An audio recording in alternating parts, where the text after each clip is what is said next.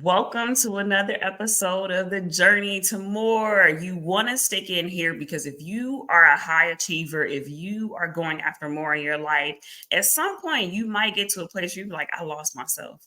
I lost control over things. I don't know what happened to me. Mhm, mhm. Right. And so this is a time where not only I'm going to speak with you, but we have an amazing guest that's talking about how she took back control over her life.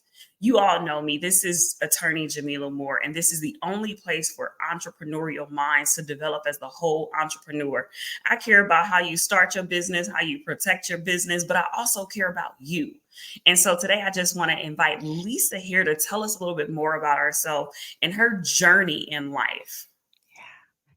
Thank you so much, Jamila. Such a pleasure to be here. Hey, listeners. So, I'm Lisa A. Smith, plant based health and business coach, and I slang plants for a living. Like, I was introduced to a whole food, plant based vegan lifestyle many years ago. It caused me to completely change the trajectory of my career. And it's been a game changer ever since. I started my adult career in social work as a foster care worker, but really deep dive into this health thing when I started my own weight loss journey. So I've lost over 65 pounds and in 2012, and it's brought me where I am today, running my own health and wellness company, running my own coaching company. And it's been an absolutely amazing journey. So I'm excited to share that with you all today. We're so excited to have you. And I just want to jump right in because one of the things that we don't recognize is that the thing that we damage our body over time, and then we end up in a space of dis-ease, and we don't pay attention to the low energy. We don't pay attention to the fact that, like, we're like, oh, I'm not doing what I used to do. But should you be doing what you were supposed to do or used to do if you had the right ingredients into your body? And so if you want to have a certain sphere of influence, if you want to go far in life, it starts with what you're digesting. So when you were introduced, like, what was the aha moment that came with that introduction? Yeah, for me, I started my journey to health with weight loss. I was overweight. I lost about 65 pounds. And so I got the physical part together. But when I lost weight, I was still eating animal products. And so it wasn't until I became a personal trainer myself, I started studying nutrition to figure out what was the best nutritional protocol to help my clients not just lose the weight, but increase their life expectancy. And that's when I discovered this whole food, plant based lifestyle. And so I made the transition to a plant based vegan lifestyle for professional reasons. I was just trying it out on my own to see if it was effective before I helped my clients. So I didn't have a diagnosis. No one told me about it. It was just through research. But what inadvertently happened, which was such a blessing because I was already healthy when I became a vegan, I was able to notice something that I probably wouldn't have noticed if I was focused on results from the neck down. And that is what happened from the neck up. And that is number one, how my brain worked. Cognitive functioning, executive functioning, recall, the ability to concentrate, creativity, no brain fog, like insane. I create a lot of content for a living, curriculums, podcasts. I'm a speaker, so I have to create a lot. And having access, full access to your mind in order to do that and to produce at a high level is a game changer. And that's what a plant based diet has been for me. And so, on this journey, Jamila, I was enlightened in multiple ways, which is one, how I can have more access to my brain power. But then, two, through this journey, I discovered my personal purpose and mission, which is to extend the healthy life expectancy for people of color. And so, I started my second health and wellness company, the Black Health Academy, in 2017 because I was like, yo, what this plant-based thing is so powerful. It has the power to reverse heart disease, type 2 diabetes, hypertension, obesity, chronic kidney failure, fatty liver disease. And that is what my people are disproportionately suffering from. So it just made so much sense. And so when I really deep dive into this content and this lifestyle, with it for me came this enlightenment of what my assignment was from God, but then also this amazing version of myself that I can never go back from. Like, I'm never going back, right? Like people say never. I always say never. Like, I am never going back to the former version of myself where I was overweight with brain fog, not sleeping well, insecurities. I found purpose. I found optimal health, and it's an amazing place to be. Listen, I know somebody right now is just having a moment, and this is probably their introduction to the other side. Because so many times we hear people say, do this, do that, do this, do that, and they don't understand the why behind it. And we function as well as our brain functions. So this it wasn't a small shift, but this shift that you made, this courageous shift that you made, that you went after, you were resilient, cause your cognitive abilities to even shift. And for all of my entrepreneurs, all of my leaders, some of y'all are pastors out here too, this is going to help you be the better version of you. And so you did something a few weeks ago and you was like, Jamila, go watch this because I know you talking about it. See, I got my lentils. I got my lentils. We on the right track. I ain't cut off that sugar coat turkey, but you talked about 5 things you would do over, like if you were starting your plant-based journey again, here are the 5 things you would do. Can you talk to us about the first two? Because somebody's going to just talk about how hard it is and they're going to see, all the things that they have to give up. But Mhm. you made this process just simplified in a sense. Yeah, absolutely. The first thing is getting blood work done. I talked about the importance of anytime you're taking an unconventional approach to a conventional problem. So, Mm, taking a plant based lifestyle or plant based diet approach to chronic disease is unconventional. Usually, when we are diagnosed with something or we're combating something, chronic fatigue, overweight, whatever it is, the conventional approach to those things are typically what the healthcare system tells us. Right. So mhm. it can be medications, it could be procedures, whatever it is. So changing your lifestyle and specifically adopting a vegan diet is an unconventional approach.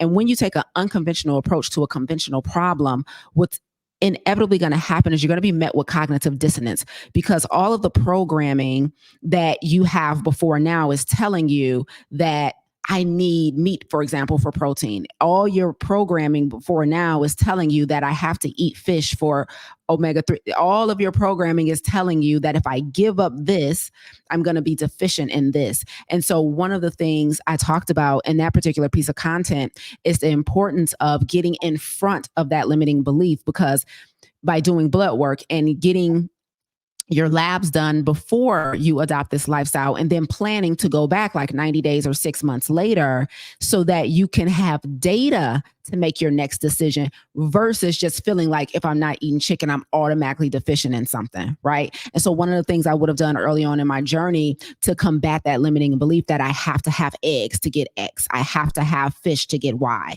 right, is I would have just gotten data because you can't compute data. Like you can't argue with data because we will make up stories in our mind or we will allow other people to put stories in our mind like, no, you got to eat yogurt, you got to eat Greek yogurt, you need the probiotics for your gut. Like, yeah, but we could also just eat fiber to feed our gut bugs, right? And so if you don't know enough, right, to be dangerous, and then you have all of this programming that told you a different story before you made this choice, and then you have other people who are still living in that story telling you the same story, it can be very hard. And so one of the things would definitely be like if you're worried about being deficient in something, if you're worried about your numbers not being optimal when it comes to micronutrients, then certainly get blood work done to ensure that you have data to make data driven decisions. Right, will probably be the first one. I would say the next most important one would be monitoring our addictions and affinity to what we call SOS, salt, oil, and sugar. Mm, One of the biggest challenges that people have when they give up animal products is still trying to hold on to other foods that cause their diagnosis just because it's vegan. So, like sugar is vegan, oil is vegan, salt is vegan, but those can be extremely disease promoting, right? And mhm. so people make the mistake of just giving up the animal, but never actually eating the plant. And Ooh, so if you're going to come over to this lifestyle, you have to do both things. Now, you can't just stop eating chicken, eggs, and seafood, but you also have to intentionally eat, kale, sweet potatoes, and lentils. And you'll be surprised how many people stop eating the animals, but never actually eat the medicinal property of the food. They eat a bunch of junk food or vegan junk food or processed food, or they still have an addiction to salt or oil or sugar. And so that SOS can be just as disease promoting, even though it's vegan, because vegan doesn't mean healthy. It just means the absence of animals. You still have to be intentional about being healthy on this diet as well. So, listen, I know y'all are sitting here like, wow. Wow, because even just breaking down the SOS, like salt, oil, and sugar, right? Many times we're learning of the impact of sugar. We're learning somewhat of the impact of salt, but not even this piece around oils. And so, the one thing I want to highlight that you said, because you know my little trademark mind is going off, like giving up the animal to start eating, like you gave up the animal, but you didn't start eating the plants, like that. Go ahead with that one. But you brought me back to a moment where I was sitting in a church service years ago, and they were like, "Pray for so and so, pray for so and so," and I was like, "Well, so and so would just eat differently. We wouldn't be helping here needing to pray for so and so." And it takes me back to the idea of, and I remember in that moment saying, "We are eating ourselves out of purpose." Mm. Like, what if I was supposed to be healthy enough to be around for 95 years, and at year 90 I was supposed to be so and so and activate them in their purpose in a different way? But because over the years I had this compound interest, the SOS effect and all these different things, now I've ate my way out of purpose. Yep.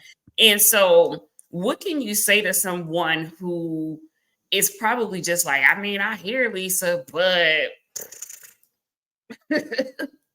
This is so good. Okay. Lisa, maintain your composure. All right. Act like you got some home training. Okay, here we go, Jamila. First of all, okay. The very first thing you need to do if you are not willing to change your lifestyle for the sake of health is give your health an assignment. So if you're like I hear you, but there's some things I'm just not willing to give up. Like it ain't that serious, Lisa. Like it's okay if I have a little cheese, Lisa. Like what's okay if I have a little bit of butter every now and then. Like what? Like it's not that big of a deal. Like she too extreme. That's the word I hear all the time. The capital E word. Like she's too extreme, right? The reason I'm extreme, Jamila, is because I live a life of radical obedience, and people who are obedient understand the extremities that are necessary to survive on this side, mm, right? So the reason I eat the way I eat, the reason I make the decisions that I make is because being unhealthy is not a victimless crime. So if I let myself go, if I start slowly gaining the weight back, if I start slowly stepping away from my regimen, and so I'm now experiencing chronic fatigue, now I'm not sleeping well, now I'm not thinking clearly, right? Now markers for inflammation are starting to go up. What I'm slowly doing is compromising my assignment, because the way I'm showing up for you right here, right now, right? Being able to speak on demand, answer questions on demand at a high level, the content that I produce every single day, the curriculums that I create for our coaching programs, the talks that I give when I take stages, all of that comes from my brain. I sell my intellectual property for a living. My speaking and my teaching and my coaching is my purpose. And in order to show up on assignment fully, we cannot be unwell. It is impossible to be radically obedient and unwell. Those two things cannot coexist. So for those people who are listening and thinking like, well, what's the big deal? Or does it take all of that? Or that like everything in moderation, that nonsense, right? I just want you to try giving your health an assignment other than keeping you healthy. That's the low-hanging fruit. We know you want to be healthy. We know you want to age well. But what's really at stake if you're not the best version of yourself? And for me, it is everybody that's listening, right? My assignment is to speak and teach and translate this information in such a way that people can understand, comprehend, and tangibly take back and execute. I can't do that with brain fog. I can't do that if I'm constantly tired. I can't do that if I'm overweight and then I'm gonna have insecurities in front of the camera. And now I'm not willing to get in front of the camera. And I'm just gonna be one of them people that say, I just like being behind the scenes, right? When God called you to the front of the scene, but you want to be disobedient because of your insecurities, because you're unwilling to put down the thing that's causing the insecurity. And so give your health an assignment and surrender to radical obedience. When you surrender to a life of radical obedience, you will then understand what extreme truly means and why it's necessary. y'all better not have turned off this. You better not have turned off this episode. Look, I'm like, and scene. She got me hype. Because are you slowly compromising your assignment? You're Yep. slowly pulling yourself away. Like, all right, let's get into this radical obedience, because when you are changing, Mhm. it takes a lot to shift. It takes a lot to transform your mind. How do you go about just helping people that initial thought process to get them over the hurdle of deprogramming the program that has been pushed through culture, the program that's been pushed in families, Mhm. even in our school system? Like they give us the worst stuff. Mhm. Yeah. So how do I start the process with deprogramming people? Proof, evidence. Nothing beats tangible evidence, right? Confidence comes from evidence. Confidence comes from evidence. So I'm not about to do a whole bunch of talking. What we about to do is go in here and you about to give up all these meat, all this sugar, and I'm just gonna show you. Like I can show you better than I can tell you, right? And so all I need from you is a commitment to surrender to my process. Once you are willing to surrender to the process that I have used on hundreds and thousands of people before you, then we can get the evidence that you need to make your next best decision.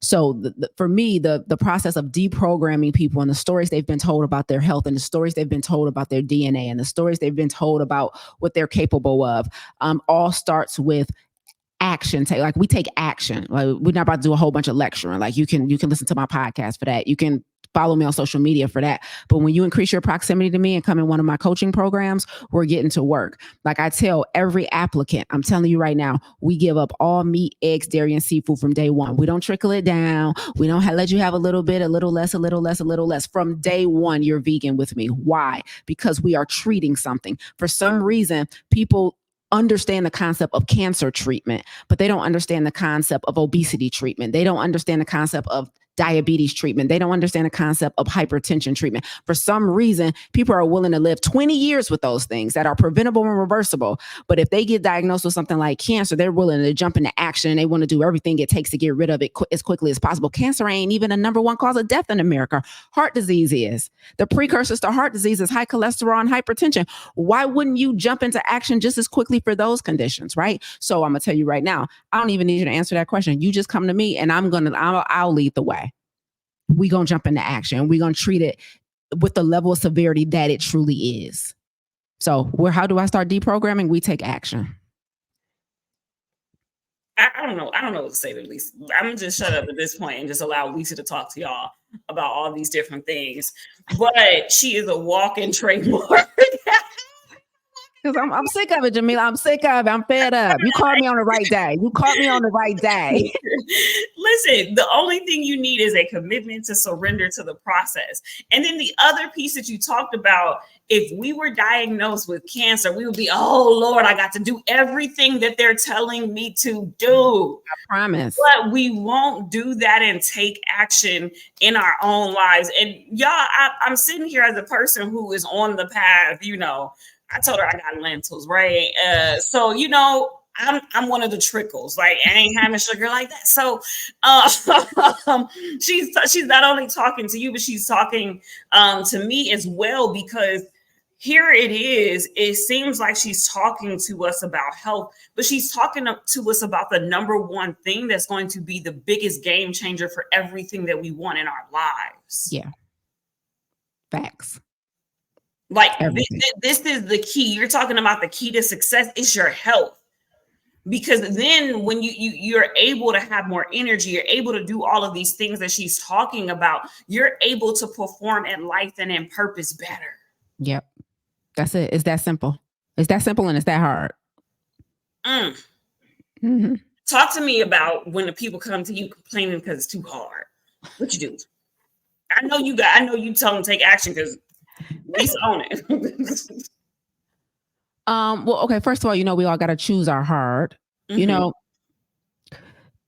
Here's the thing about obedience is I did a podcast episode recently called the 2 reasons why obedience is so hard, right? Because if you've been getting the intuitive pull, for example, to give up animal products and you haven't done it, you're disobedient right now. Okay. So let me be clear. Like obedience is not just for whatever our assignment is on this planet. Obedience is across every area of our life. And in your health, it's like someone has been telling you to stop eating that mess and you just won't let it go. That's disobedience, right? Like in your exercise, in your water drink, in the person that you're with, and what you do for a like obedience is everything in our life, right? And so the 2 things Jamila, that are difficult about obedience are: number one, disobedience is so familiar. And so, what makes it hard to be obedient is the fact that disobedience, eating sugar, being sedentary, staying in a job that you hate, staying in a relationship that has long expired, is familiar. So, even though it's not optimal, it's familiar. And in most cases, we will opt for familiar before anything else. So, the first thing that makes obedience so hard is that disobedience is so familiar. Okay. And then the second thing that makes obedience so hard is that just the opposite of that, which is obedience is so unfamiliar. And sometimes we confuse unfamiliar with unsafe, right? So leaving, you've been at this job for a long time, you hate it, it's causing you misery, it's causing you stress. You knew long ago that you were supposed to leave this job, but it's familiar, so you stay disobedient. And going out and doing your own thing, the business or the purpose or the mission that you're truly being called to do is unfamiliar. But what makes it feel unsafe. And so in order for us to be obedient, we got to reconcile those feelings, right? We got to detach from the familiar. We got to attach to the unfamiliar, and we have to reframe what it means to be safe and unsafe. Right? Because here's the thing about obedience. When you are obedient, when you live a life of radical obedience like myself, the very first thing you lose is visibility. Because when things are familiar, it is predictable. Predictable means you can anticipate fairly accurately what's coming next. So even though this relationship with this person is not very healthy, when y'all get into it, it's going to look like this. They going to do this. This is what's going to happen. Y'all going to reconcile that. This is how they go. Their moves. Your moves, right? It's familiar. You can predict how, like, this ain't the optimal circumstance, but I know what to expect from him. I know what to expect from her, right? And so visibility is high. Now, if I leave this long-term relationship, if I leave this long-term job, if I leave this meat-based diet, now I'm moving into a territory that's unfamiliar. Visibility is low. Okay. So I can't see all the next steps in front of me, and that is scary to me. So the first thing you lose when it's time to be obedient is visibility. And some people can't handle that. Losing visibility means that you have to rely on faith. Okay. Low visibility, high faith. Now, what happens when you got low visibility and low faith? Recipe for disaster. Okay. So living a life of obedience requires faith. And that can be really hard because people will have a relationship with God. People will, be spiritual and all of that stuff. Not like you pray every day, sometimes 3 times a day. You're fasting with the church. You're there on Sundays and Tuesdays for Bible study. You can do all of that and still not have faith. Faith is evidence through your actions, the things that you're willing to say yes to, even though it's unfamiliar, but it feels right. When we stay in the familiar, and stay disobedient just so that we don't have to face the thing that's scaring us, we actually cause more damage. Right? We actually prolong the pain and suffering that we're currently experiencing. We don't frame it and name it pain and suffering because it's so familiar. So we've normalized dysfunction. I don't even remember what the original question was, but I just wanted to break down obedience and disobedience in that way. And I hope it made sense. Listen, no, you made a lot of sense. Obedience is too familiar. And then obedience is at the same time. So I was in my coaching program with helping folks start their businesses, right? And a part of it is this visionary book club because I want us to learn from the blueprinters. That's what I call them. And I came up with this understanding called the fruit of determination. And it's the fact that it's not that I'm chasing something or that I want something. It's the fact that I refuse to give up when it's hard that produces the fruit. And so one of the women in there, she said something. I love this. I also want to flip it on the other side because there are drawbacks that come with determination. We think about the fruit, but then there are some other things that come with it. And so for you to kind of pull out this piece around like the front side and the back side of obedience, it kind of like gets me to the place of like I heard the phrase before, win the war in your mind. Hmm. And this is all a mind game because, like, when you talk about safety and unsafe, all of those things are things that we cognitively make decisions about, and then our choices follow there. Hmm. And so, if we don't ever get our thoughts, our mind wrapped around this concept the right way, then we can never live it. So, that there, people need to be rewinding it, sharing it, subscribing right now, probably heading over. Like, well, what can I do? How can I get in contact with Lisa? At least I need to get started. I might be obedient. And then I'm gonna get to this radical place. But even just thinking through how you got to a level of extremity, Hmm. uh, people may criticize you for it or have something to say because they lack understanding. Yeah. But walking through that path, what has that done for your life outside of just feeling better? Forget about it. My extremities bought my freedom. Mm. Hmm.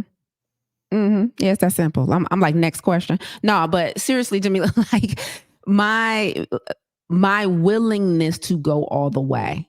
It's part of the reason why I hate this everything in moderation approach to life. Like we use it mostly when we're talking about diet, but really people use that they don't even know that they embody that belief in every area of their life. Hmm. Right? Like they're doing everything in moderation approach in their career, they're doing everything in moderation approach in their diet. They're doing everything in moderation approach in their relationships. I was just talking to somebody last night and we were talking about like marriage and we were talking about like, what do you think about you like this all or nothing marriage, right? Because we were listening to this interview with this relationship expert and he was saying that his wife came to him one day and was like, I either am going to get everything I want out of this marriage or I don't want the marriage at all. Right? And he complied and they're happily married today, right? And I don't think enough of us take that approach in our life. Mm. You know, we're just doing this everything in moderation. Like, all right, I'll do most of the things and I'll dabble in the nonsense every now and then because we like to call it balance, right? We like, I'll eat good most of the time and then everything in moderation so I can have a burger or pizza every now and then. No, no, no, no. What would happen if we went all the way with some stuff? What would happen if we went all the way and gave our best selves in a relationship? What would happen if we went all the way and gave 100% effort in our diet? What would happen if we went all the way in our business and didn't just do most of the stuff? What would happen if we didn't take an everything in moderation approach in our business and our companies, right? And so for me, extremities and going all the way and going and appearing extreme has bought my I have geographic freedom, I have time freedom, I have financial freedom. The number one thing I value on the planet in this world is freedom for me. Some people value family first, not me. Some people value health first, not me. The very first thing I value above all else is freedom. Above all else. And and it's freedom by a long shot. It's not even a close margin to number two. And Mm. so for me, anything that impedes on my freedom. So me being unwell physically is going to impede on my freedom. I'm a nature person. I love being outside. I love hiking. I love traveling. I like to be able to get up and go at the drop of a dime. I can't do that if I'm tired or I got back pain or I got to consider or I got a gut situation and I got to consider where bathrooms are going to be every time I'm out in public. Like those things impede on my freedom. So I need to be completely free. That means I need to be unencumbered at all times. Right. And so for me, being extreme and saying, no, I don't eat sugar. It's not, if it's a vegan dessert, I'll still have it. Or it's my birthday, I'll treat myself. Or it's the holidays, a little bit don't hurt. That's not in my vocabulary. A little bit hurts. Mm. Right. So for me, being extreme has bought my freedom. I mean, I got a question for the audience for you to really think about. What do you need to pay for your own freedom? And have you even defined freedom? Yeah. The way you think about health is the way I think about entrepreneurship. And it's funny how we're all wired, and then our wires cross and we're able to like jumpstart the other person in something else. I'm not jumpstarting her in entrepreneur because she years in the game, but it's interesting because I remember like just wanting to be free and Mm. that I wasn't free because of that, right? And even now, what we're kind of discussing, if people could pull back, is like realms or levels of freedom, right? And so the first level of freedom could be financial, right? But the ultimate level of freedom could be like when you have this level of health, holistic health, this is the freedom that you have in life. And Mm. so for some folks here right now, I really just want to shake you, right? Shake you, because we're actually giving you a cheat code to live. And so many of us are just existing and creating excuses as to why we can't live, why we don't have access, why we should dwell in sickness. Because some of us, our cancer is in our head because of the way we think. Yep. And Yep. so it's so much here. What do you have to say to that, Lisa? Yeah, Time. I love that last bit you just said, Jamila. Our thoughts can be cancerous. Our thoughts can be toxic, right? Like our lives are simply a physical manifestation of the thoughts we think, right? And so where your head is, where your mindset is, is evident through your life, like your day to day, like what you're experiencing, what you're not experiencing. And so I agree 100%. I wish we would all just think in more extremes. I really do. I wish we would get out the middle. I think the majority of people live their life in the middle. I call it the messy middle. It's safe in the middle, right? We're refusing to go to either end of the spectrum. Go extreme. You know what I mean? And get out the middle, like the middle class, everything in the middle. It's just like we're afraid to give up what we have to get what we could possibly get. We want to hold on to what we have because it's familiar, because it's safe, because we work so hard to get it.